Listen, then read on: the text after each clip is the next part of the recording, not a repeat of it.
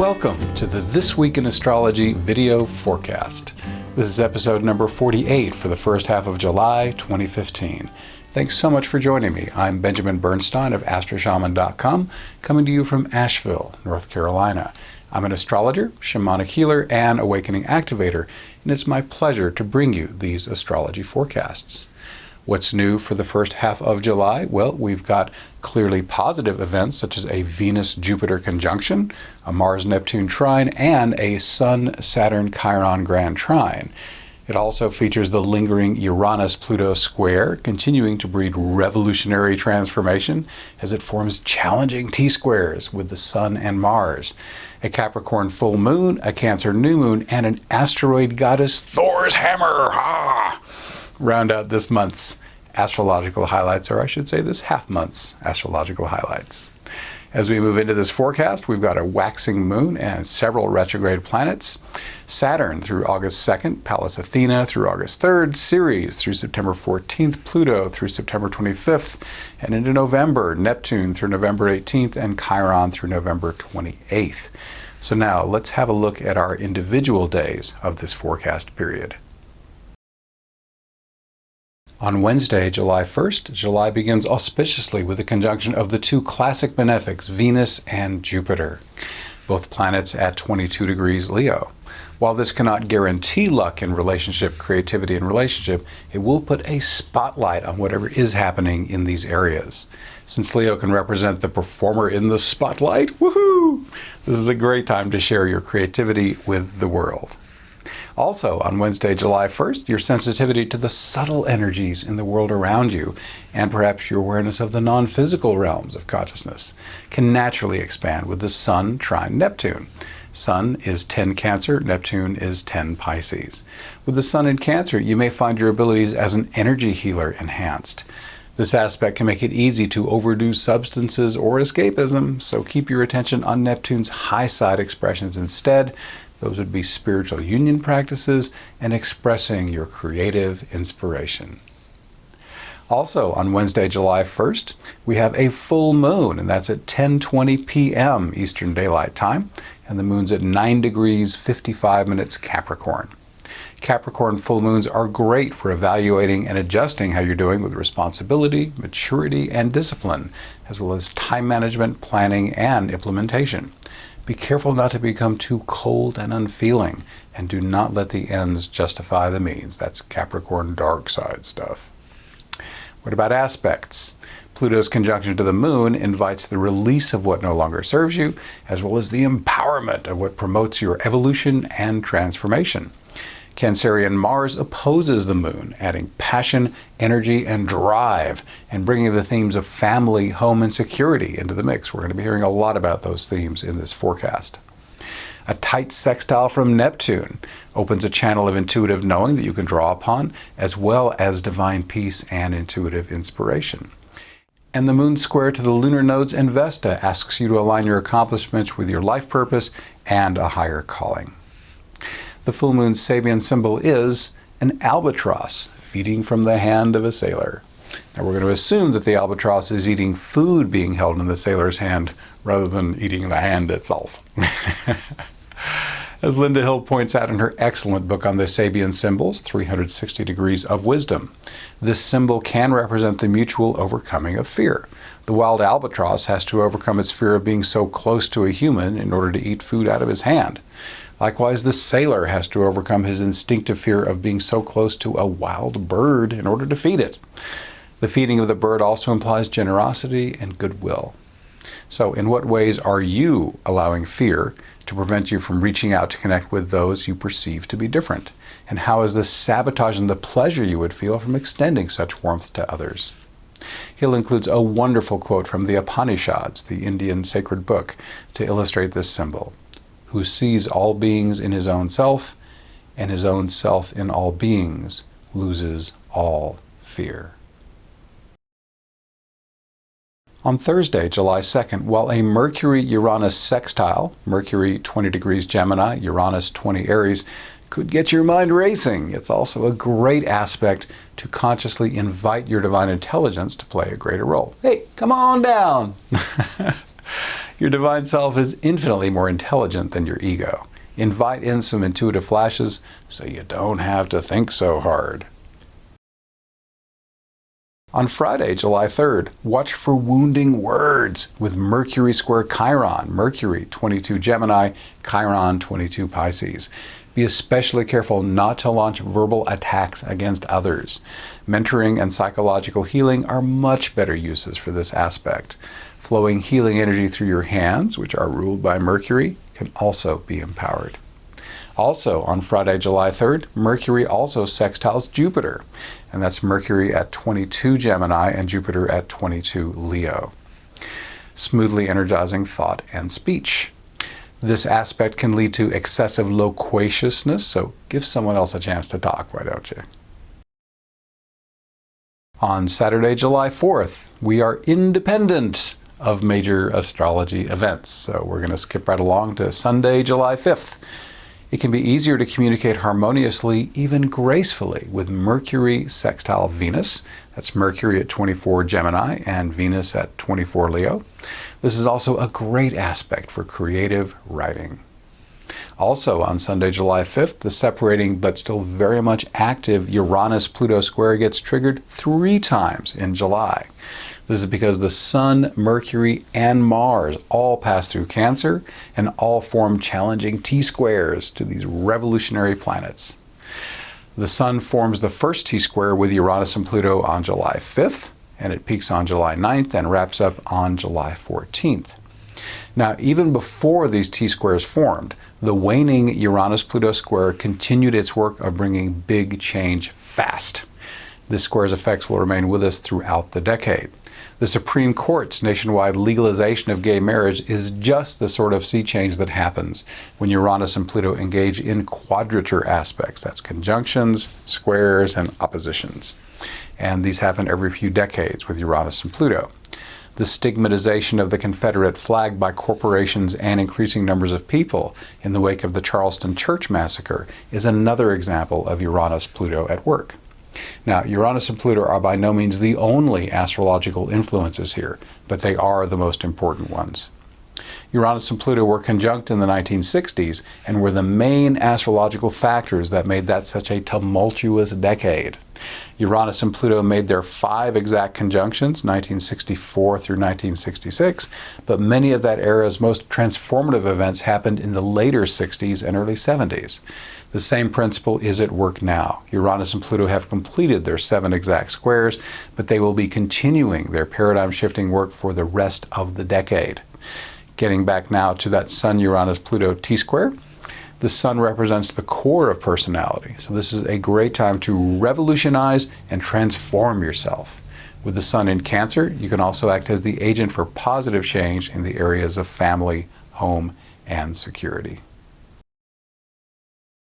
On Monday, July 6th, the meaning of today's Sun-Pluto opposition, well, I just talked about that because I talked about the Uranus-Pluto-Sun T-square.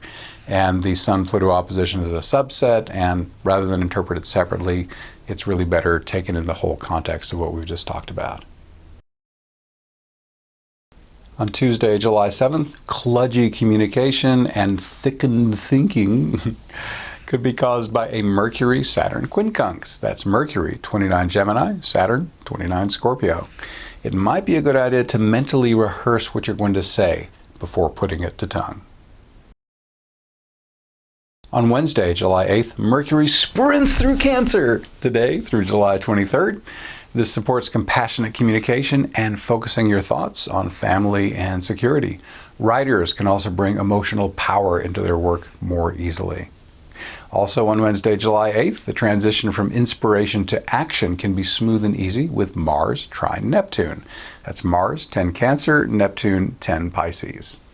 This also supports law of attraction work, since in this context, Neptune represents visualization and imagination.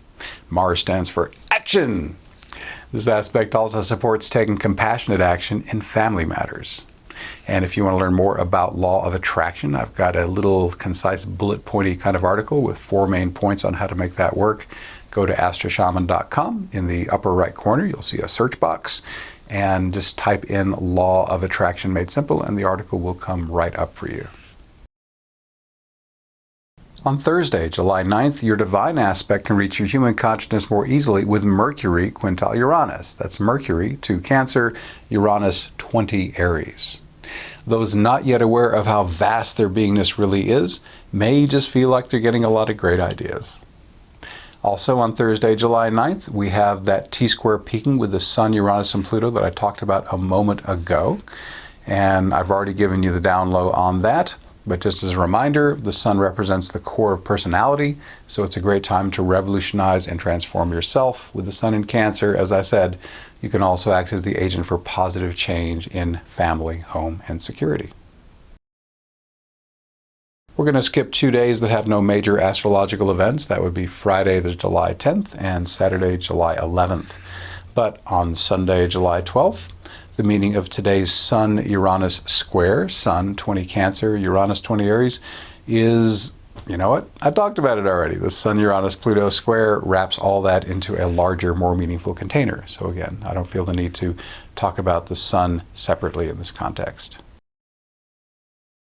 On Monday, July 13th, the feeling of a Mercury-Neptune trine with Mercury 10 Cancer and Neptune 10 Pisces can be like a waterfall of divine energy and information flowing smoothly and continuously into your mind.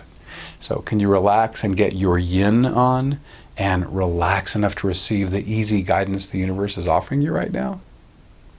Also on Monday, July 13th, healing and mentoring can come to you or be offered by you easily and naturally with the Sun trine Chiron. That's the Sun, 21 Cancer, Chiron, 21 Pisces. With the Sun in Cancer, also a good time for healing and mentoring within the family. And again, on Monday, July 13th, we have an aspect pattern, a grand trine formed by the Cancerian Sun, Scorpionic Saturn, and Piscean Chiron. It's going to peak on July 17th and end on July 22nd. Many supportive outcomes can be harvested from this aspect pattern. Healing and mentoring within the family structure can proceed more smoothly, and the family structure itself can enjoy more stability. Nurturing and security are more available in general. Now, grand trines connect easily, but they can also be taken for granted. So mine your trines with solid planning, intention, and implementation to reap the most bountiful harvest. On Tuesday, July 14th, with Venus square Saturn, Venus 29 Leo and Saturn 29 Scorpio, Saturn may be writing you a reality check about your relationships. Saturn can be like the stern daddy at the door saying, "Are you good enough for my daughter or my son?" in case you're male. Many people fear Saturn, but he only checks in to make sure you're on track to get your soul purpose accomplished. Relationships that fit this description will receive clear support or helpful adjustments. But under this transit, it may be time to release relationships that do not serve your highest good. This Venus-Saturn square can also reality check your creativity and finances. With Venus in Leo, it can provide significant support for your creative accomplishments. Also on Tuesday, July 14th, we've got another T-square. No sooner does the Sun finish its Uranus-Pluto T-square than Mars fires up one of its own. The Martian rendition will be the longest and strongest of July's 3 Uranus-Pluto T-squares. Uranus-Pluto T-square, Mars edition, starts today, peaks on July 20th, and ends on July 27th. Revolutionary transformation is once again the core theme, but the warrior energy of Mars fires up this aspect pattern with a higher level of volatility and opportunity. Impulsiveness, anger, and violence can erupt if these energies are not managed well. But handled consciously, this T-square can inspire you to take immediate action on your intuitive flashes and embrace transformation enthusiastically. Cancerian Mars Just Do It energy can help you get the ball rolling with changes that will support your family, home, and security. And yet again on Tuesday, July 14th, another aspect pattern, a Thor's hammer with Vesta, Jupiter, and Saturn.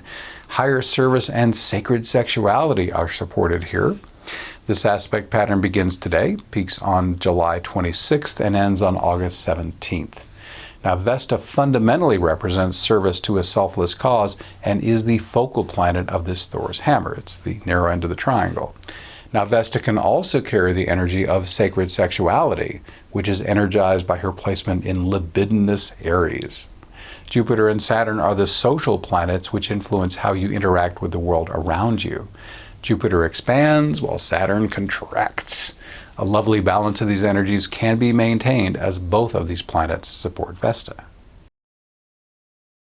Wednesday, July 15th. We've got a rich forecast this time, don't we? Pluto receives 2 oppositions from personal planets today. The most powerful is a Mars-Pluto opposition, Mars 14 Cancer, Pluto 14 Capricorn. This is one of astrology's most volatile planetary combinations.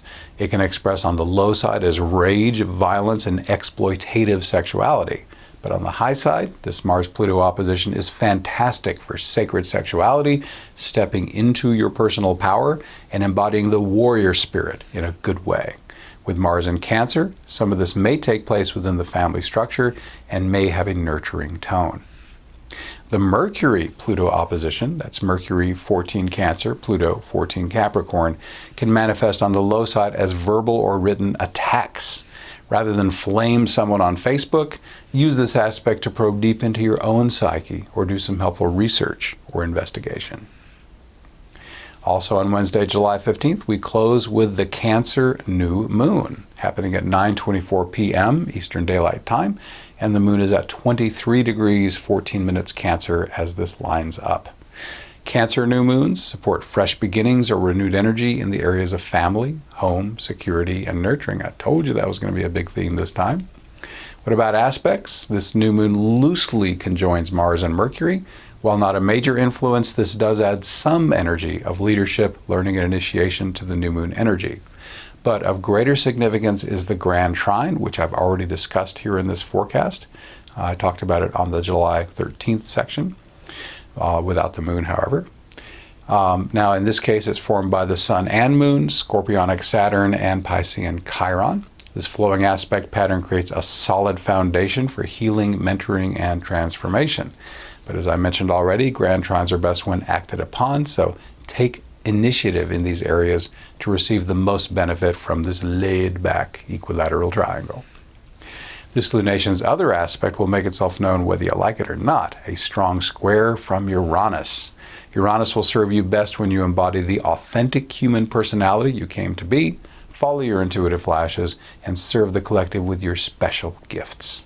If you don't, it can draw these shortcomings to your attention with electrical phenomena. It's like nervousness, irritability, anxiety, and a chaotic life circumstance. This new moon's Sabian symbol is a woman and 2 men, or a man and 2 women, cast away on a small island. This situation could be like paradise with highly evolved people and a hospitable isle, but it could also result in 2 against 1 power dynamics and a feeling of being trapped. This symbol invites us to examine any relationship triangles we're currently involved in, especially those that are going to be around for a while. If they're going great, is there something you can do to make them even more wonderful? If challenge arises, is it appropriate to seek change from one of the other parties? Perhaps most importantly, is there healing or awareness work you can do within yourself that would bring greater harmony to the situation? I'll get to what's on our next show in a moment, but first I want to give an announcement or two. Information on everything that follows is in the What's New section of the homepage of astroshaman.com.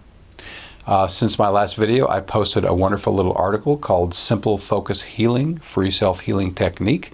And it's a super simple way to put your attention on where it hurts the worst, and amazingly, it can heal it really quickly in many cases. So check that article out if you'd like to learn more about that. Also, I've got my July general forecast up. I've even got information for the second half of July. So you can look ahead past this video before we get to the middle of the month if you want to. Again, that's on astroshaman.com. I have a question for you. Are you passionate about self-discovery? Have you explored your natal chart but sensed that there might be even more helpful information hidden inside it? Then my new harmonic astrology consultation might be just what you're looking for. With this consultation, it's as if you have 5 natal charts instead of 1, and each one reveals a unique facet of your life. My harmonic astrology consultation dives into the 4th, 5th, 7th, and 9th harmonic charts. I was going to do fingers, but I don't have that many over here. Each harmonic chart illuminates specific aspects of your talents, identity, and life experience, and they do so with far greater focus, specificity, and clarity than is available from the basic natal chart. I've got an introductory special. You save $145 when you do your harmonic astrology session by July 31st. So check it out on astroshaman.com. It's prominently featured on the homepage right now. I also want to mention shamanic breathwork, another of my new services. I've got 2 that just launched. This technique has helped thousands of people go deep within and connect powerfully to Source.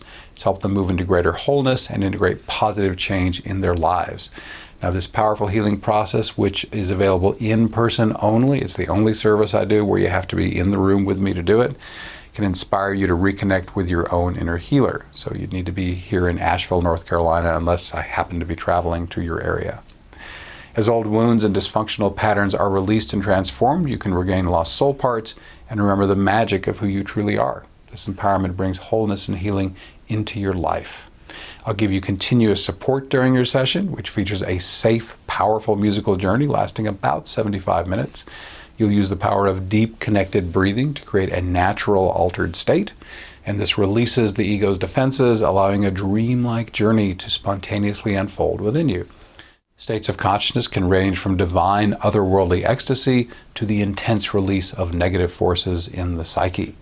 I am certified as a shamanic breathwork facilitator and ordained shamanic minister by the Venus Rising Association for Transformation, and my training included extensive instruction by Linda Starwolf, the founder of Shamanic Breathwork.